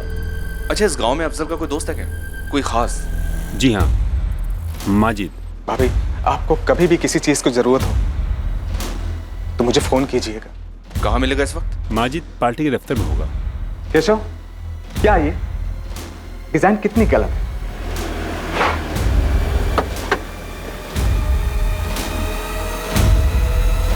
सुनिए जी, कहिए। माजिद सिद्दीकी। मैं ही हूँ। आप कौन? अफजल जैसा दोस्त नहीं था, बहुत याद आती है सर। साथ ही पढ़ाई की, साथ ही बड़े हुए थे। यहाँ गांव में अफजल का किसी के साथ कोई झगड़ा, कोई पुरानी दुश्मनी? सर, अभी तक तो आपको गांव वालों से मालूम पड़ ही गया होगा। मेरा दोस्त बहुत शरीफ बंदा था, लेकिन जबलपुर में कुछ हुआ हो तो वो मुझे नहीं पता। रजिया के बारे में जानते हो तुम? अफजल की मौत के बाद मैंने रजिया भाभी को फोन किया था। हेलो, अस्सलाम वालेकुम। वालेकुम सलाम। आप कौन बोल रहे हैं? जी, मैं सदाब बोल रहा हूँ। ये नंबर तो रजिया भाभी का है ना? जी हाँ, मैं रजिया का शौहर। ओह, रजिया भाभी ने शादी कर ली? मैं आपको बाद में फोन करता हूँ। बस मलाल इस बात का है कि ये फोन रजिया भाभी की तरफ से नहीं आया, पर ठीक है, अल्लाह की ही मर्जी। चलो इसी बहाने कम से कम शबनम और अरमान को बाप का साया तो मिला। लेकिन बेटी शबनम रजिया और शादाब के साथ नहीं रहती। इस बारे में तो मुझे मालूम ही नहीं। क्या अफजल ने आपको कभी रजिया और शादाब के नाजायज रिश्ते के बारे में बताया? नहीं सर, उसने कभी नहीं बताया। और अभी तो आपने कहा कि अफजल आपका जिगरी दोस्त था।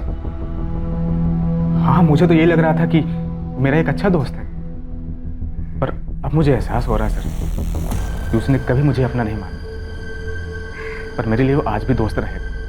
इस केस की इन्वेस्टिगेशन अब भी अपनी मंजिल से काफी दूर थी। हालांकि पुलिस जानती थी कि अफजल का कत्ल किसने किया था, लेकिन वो ये जानने में अब तक नाकाम रही थी कि अफजल का कातिल आखिर किस शतरंज का मोहरा था। अफजल का कत्ल आखिर क्यों किया गया और इस कत्ल के पीछे की वजह क्या थी। 3 साल पहले आखिर ऐसा क्या हुआ था? क्या पुलिस किसी सुराग तक पहुंचने वाली थी, या फिर कोई सुराग पुलिस तक? शबनम, अच्छा किया जो तुम खुद अपना बयान लिखवाने के लिए आई। यकीन मान, छोटी सी छोटी जानकारी भी तुम्हारे अब्बू के कातिलों को पकड़ने में हमारी बहुत मदद करेगी। बोल। अब्बू ने अम्मी और शादाब को रंगे हाथों पकड़ा था। कब हुआ, क्यों हुआ, कहाँ हुआ, कैसे कैसे हुआ, कुछ नहीं जानना मुझे। आज के बाद सब नहीं। फिर उस रात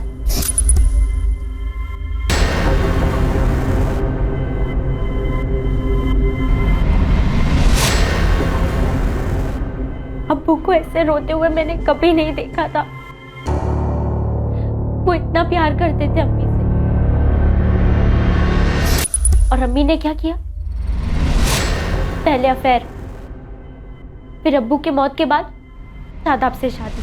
अम्मी और शादाब को खुश देखा, और उनकी खुशी मुझसे देखी नहीं जाती थी, क्योंकि मुझे लगता है उन्होंने ही अब्बू को हटाया अपने रास्ते से। तुम्हें लगता है कि?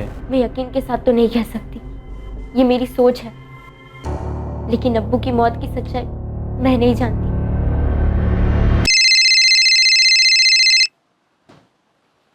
हाँ पंकज, बोल। साहब, आपका बंदा मिल गया। यहाँ इमाम नगर के एक लॉज में छुप के बैठा है। उस पर नजर रख, हमारे।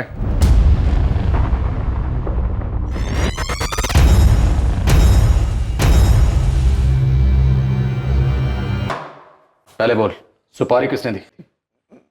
मेरे मालिक खलील इब्राहिम ने। अफजल शेख नाम है इसका, गाड़ी से उड़ाना, एक्सीडेंट लगना चाहिए। एडवांस 20,000, बाकी के 80,000 काम होने के बाद। मैं उससे मिलने उसके दुकान पर गया था, दर्जी की दुकान पर। मंगेश, दुकान संभालने में खाना खा के आता हूँ। अफजल भाई, अब सलाम। सलाम। माफ कीजिए, मैंने आपको पहचाना नहीं। जी, दरअसल मेरा नाम बाला है। आपकी कारीगरी की बहुत तारीफ है, इसलिए मिलने चाहिए। वो क्या है ना कि मैं एक छोटा सा गारमेंट का बिजनेस शुरू कर रहा हूँ, और मुझे एक काबिल साथी की ज़रूरत है जो मेरे बिजनेस को संभाल पाए। कहीं बैठ के बात करेंगे? भाई साहब क्या है कि वो मैं भी खाना खाने घर जा रहा था, उसके बाद एक अर्जेंट डिलीवरी है, शाम को मिले। शाम को तो मेरी 4-6 मीटिंग्स हैं, लेट हो जाएगा, अंधेर। रात को 10 बजे मिलेंगे। रात को 10 बजे बहुत लेट नहीं हो जाएगा? प्रॉब्लम है? नहीं प्रॉब्लम नहीं है कोई। हाँ तो फिर ठीक है ना, अपना वो जबलपुर बाईपास के पास जो फर्स्ट एग्जिट है ना, वहीं पर मिलते हैं रात को 10 बजे। चलिए ठीक है, फिर 10 बजे मिलते हैं बाईपास।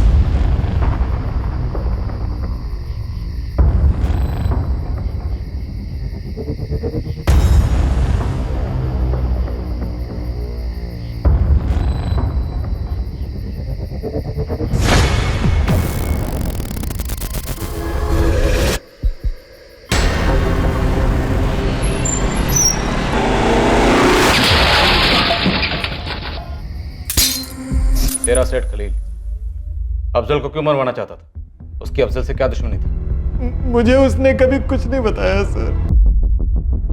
मेरी अफजल से कोई दुश्मनी नहीं थी, मैं तो उसे जानता भी नहीं था सर। अगर अफजल को जानता नहीं था तो मरवाया क्यों से? मैं नहीं चाहता था सर, ये कांड मुझसे करवाया गया। तुम्हें किसी और ने सुपारी थी? हाँ। मेरे एक दोस्त ने। कौन दोस्त? एक छोटे लेवल का पॉलिटिशियन है सरोनी गांव का, माजिद सिद्दीकी।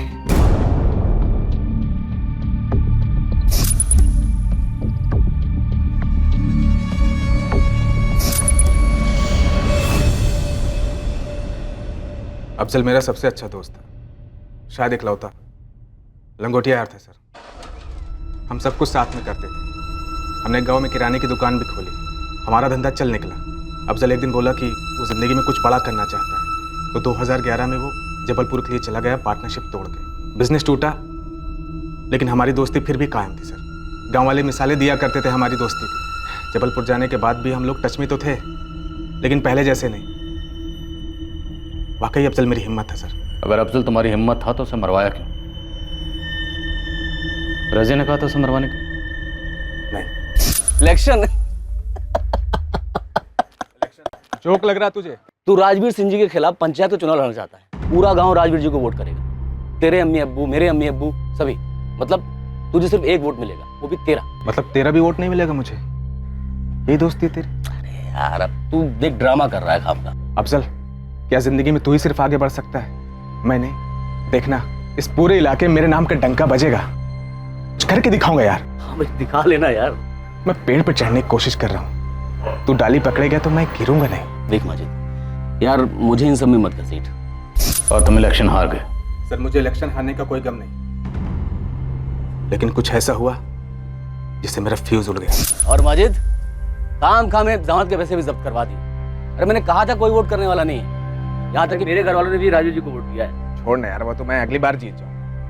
लेकिन ये बता बे कि तूने वोट दिया कि नहीं? देख यार सही बताऊं तो नहीं दिया। क्यों? क्यों नहीं दिया? यार बुरा मत मानना, एक पुरानी कहावत है, किसी गधे को अगर नदी किनारे छोड़ दिया जाए तो पानी तो खुद पी लेगा, लेकिन कभी घोड़ा नहीं बोलता। खंजर की तरह चुप गई थी अफजल की बात मेरे दिल में। मेरे लिए इतना बैर, ये बात अटक गई थी मेरे जहन में। मैंने इतना गुस्सा, इतनी नफरत किसी से नहीं की थी जितना मैं अफजल से करने लगा था। मुझे बदला चाहिए था सर।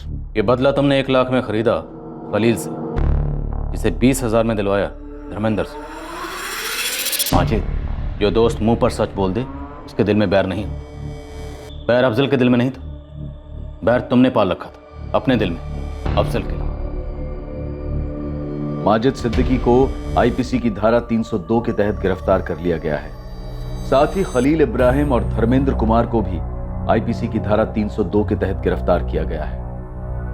इस कत्ल की वजह से रजिया का परिवार बिखर गया था और फिर संभला तो पहले जैसा कभी ना हो पाया।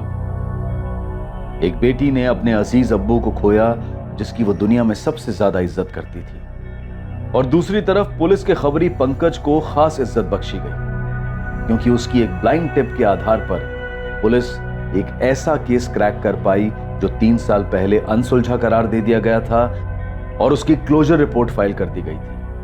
खून का रिश्ता हो या फिर दोस्ती का, सामने वाले के जज्बात और प्रतिक्रिया को नजरअंदाज करना महंगा पड़ सकता है।